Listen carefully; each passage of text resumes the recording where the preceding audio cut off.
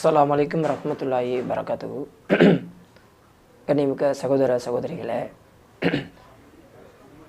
குற்றங்களும் தண்டனைகளும் அப்படின்ற தலைப்பில் இறைவன் மனிதனுக்கு கொடுக்குற குற்றங்களுக்கு தண்டனை, இந்த மனிதன் நினைத்து பார்க்க முடியாத அளவுக்கான தண்டனை.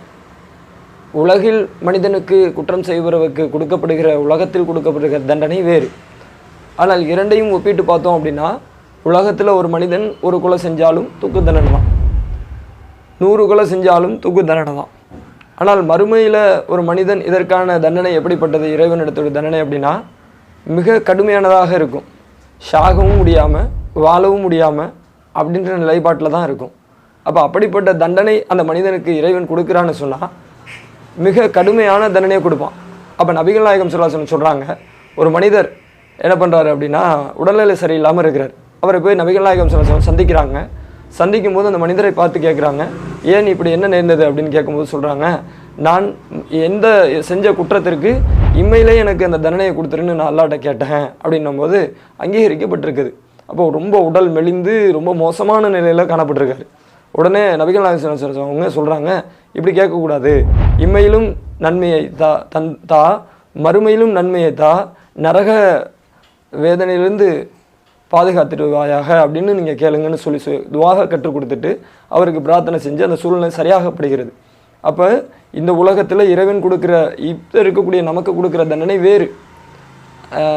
அது நரகத்துடைய தண்டனையை ஒப்பிடவே முடியாது. ஏன் அப்படின்னா நரகத்துடைய தண்டனை அப்படிங்கிறது நபிகள் நாயகம் ஸல்லல்லாஹு அலைஹி வஸல்லம் சொல்கிறாங்க, எப்படி இருக்குன்னா, ஒரு நரகவாசி உடைய பற்கள் கோரை பற்கள் அளவுக்கும், கோரை பற்களும் கடவாய் பற்களும் உகதுமலை அளவு இருக்கும் அப்படின்னு சொல்கிறாங்க. யோசிச்சு பாருங்கள். அப்போ இப்படி இருக்கும் அப்படின்னு சொன்னால் அவருடைய தோல் பூஜ்ஜியம் மறு தோல் பூஜ்ஜியத்தை கடப்பதற்கு 3 நாள் ஆகும் அப்படின்னு சொன்னால், அந்த மனிதன் பற்களே ஒரு மலையளவு இருக்குன்னா 32 பற்கள் எத்தனை மலை, 32 மலை அளவுக்கு இருக்கும். நம்முடைய மூஞ்சி எவ்வளோ பெருசு இருக்கும். ஒரு தோலை கடப்பதற்கு 3 நாள் ஆகும்னா எவ்வளோ பெரிய அளவுக்கான உடல் விகாரமாக இருக்கும் அப்படிங்கிறத முதல்ல தெரிஞ்சுக்கணும். அப்போ இப்படி மனிதனை இறைவன் கொடுக்குற தண்டனைக்கு ஏற்ப வாழவும் முடியாமல் சாகவும் முடியாமல் அவனுக்கு கொடுக்குற தண்டனைக்கு ஏற்ப தான் மனிதனை நரகத்தில் மிக கொடூரமான விகாரமான முறையில் அந்த மனிதனை அங்கே மாற்றுவோம். அப்போ இறைவன் கொடுக்குற தண்டனை அப்படி தான் தாங்க முடியும்.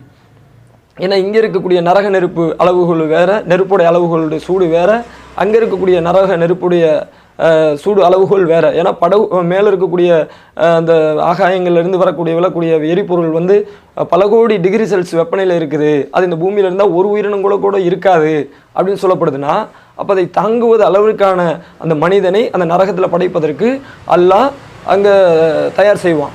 அப்போ அந்த மலக்குமார்கள் அவர்களுக்கு ஏவன தண்டனையை கொடுத்து கொண்டே இருப்பாங்க. அப்போ நாம் செய்கிற குற்றத்துக்கு ஏற்ப தண்டனை மறுமையில் இறைவன் புறத்திலிருந்து வருவது வேறு. ஆனால் இந்த உலகத்தில் இருக்கக்கூடிய தண்டனை வேறு என்பதை உணர்ந்து கொண்டு நம்முடைய வாழ்வைகளை, மறுமை வாழ்க்கையை பார்த்து தெரிந்து கொண்டு நாம் இம்மை வாழ்க்கையில் நம்மளை சீர்படுத்தி கொள்ள வேண்டும். இம்மையில் சீர்படுத்தி கொண்டால் நாம் மறுமையில் வெற்றி பெற முடியும். அந்த நரக தண்டனையிலிருந்து, நரக மனிதனாக ஆகுவதிலிருந்து நம்மளை பாதுகாத்து கொள்ள முடியும். அனைவரும் இறைவனிடத்தில் பிரார்த்தனை செய்து நம் நன்மைகளுக்கான அந்த வழிமுறைகளை வகுப்போம் இன்ஷா அல்லாஹ்.